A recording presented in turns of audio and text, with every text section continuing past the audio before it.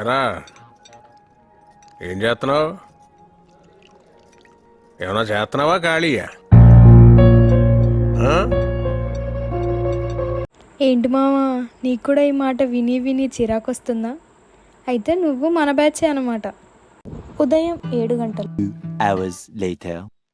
ఇవాళ మనమేం నేర్చుకున్నామంటే, నిన్న మిగిలిపోయిన 1 hour లెక్చర్ని ఫస్ట్ కంప్లీట్ చేద్దామని కూర్చున్నాం. ఈ 1 hour లెక్చర్ అయిపోయేలోపు 2 hours కంప్లీట్ అయిపోయినాయి. సో ఛాన్స్ అవుతుంది కదా మనం చదువుకోబట్టి. సో 1 hour బ్రేక్, 2 గంటలు వేస్ట్ చేసిన తర్వాత అయితే ఇవాళ లెక్చర్స్ ఫుల్ ఇంట్రెస్టింగ్ ఉండే. సో మనం నెక్స్ట్ లెక్చర్ కూడా స్టార్ట్ చేసేసినాం.